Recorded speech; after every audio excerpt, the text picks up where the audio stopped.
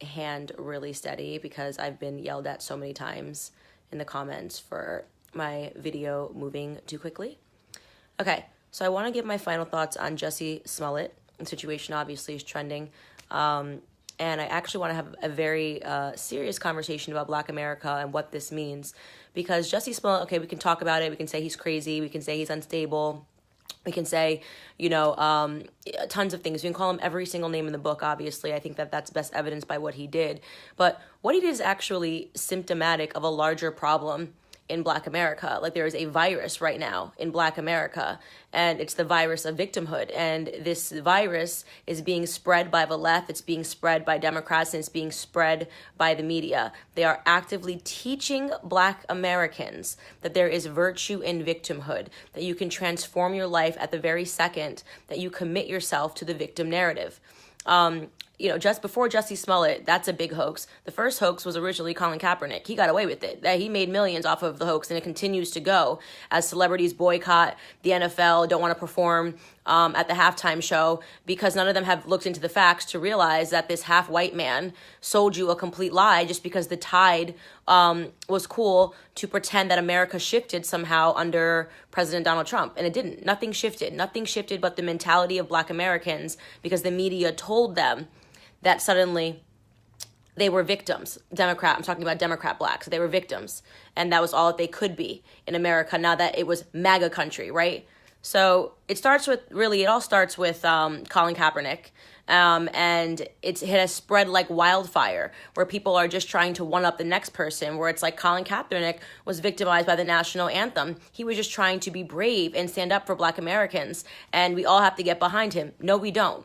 More white people are shot and killed by police officers by rate, okay? Not by numbers, by rate, than Black Americans. More Hispanic men are shot and killed by police officers by rate, okay? Not more is in the number, but if you actually look at the rate and the percentage, at a higher percentage, Hispanics and whites are being gunned down by police officers, unarmed, I'm talking about, and it fundamentally almost happens to no one. I mean, literally 0.00005%, right? And yet all of Black America believed in this hoax because Colin Kaepernick spread it.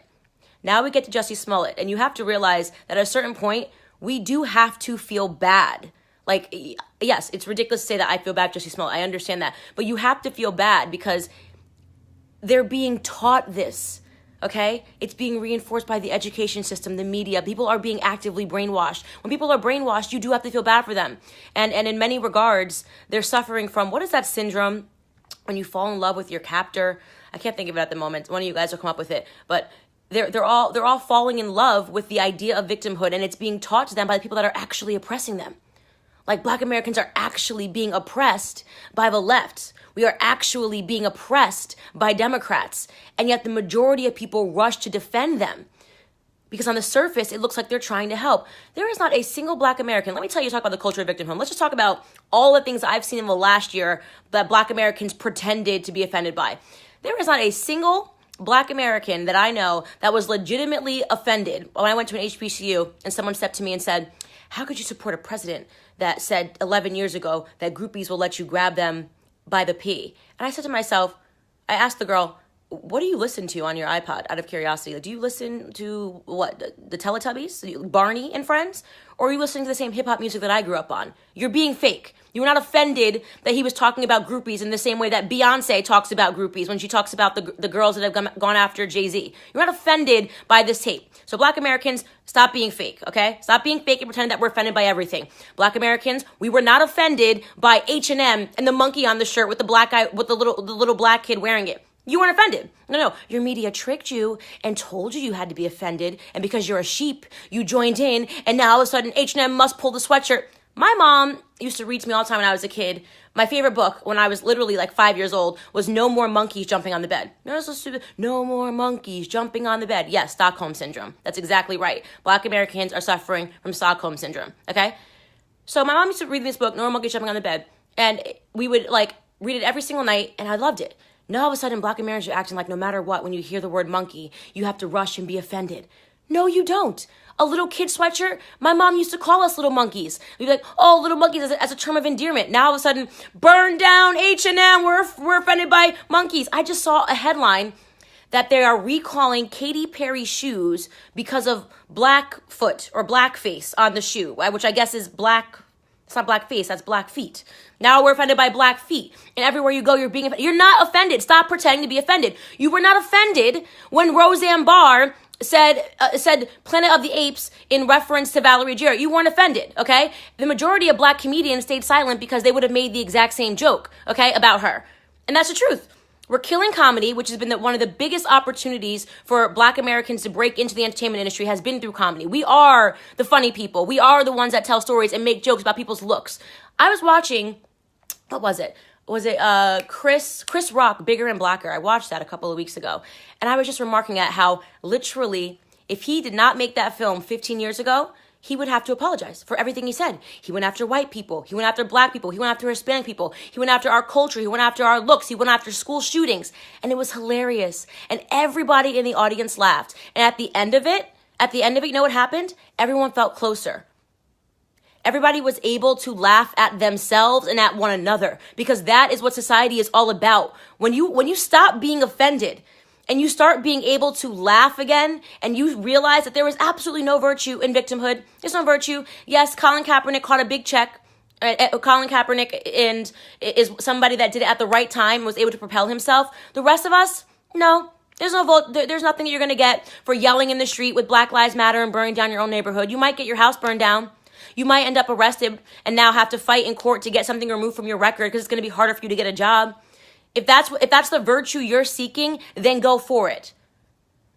The solution, honestly, to all of this, like when I'm thinking about what is the antidote to this plague, this cancer, it is a cancer that is being inflicted upon Black America right now.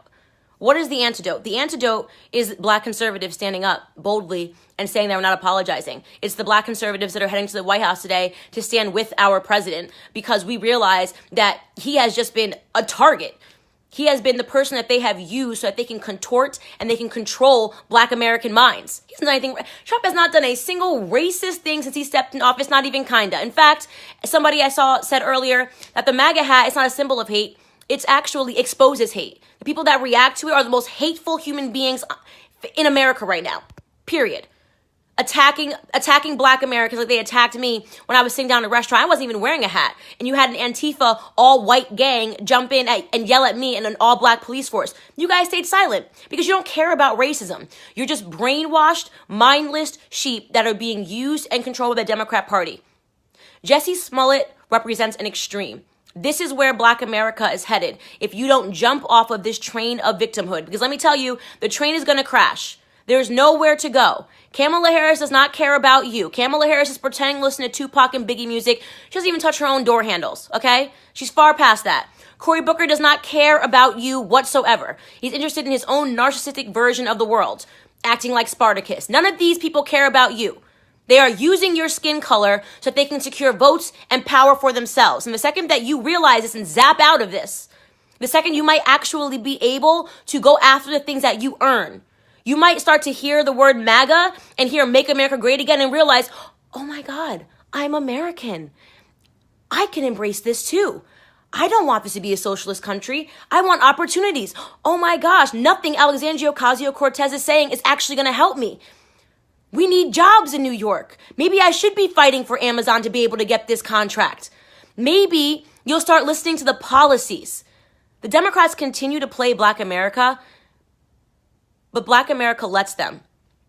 It's a two-sided. It's a two-sided relationship. It's something that genuinely makes me sad. It genuinely makes me sad. And the people that are taking all the hits, if you're looking for modern day lynchings, like Cory Booker said, look no further than Black conservatives. Google the name of any Black conservative and see what the number one hit is that comes out against them.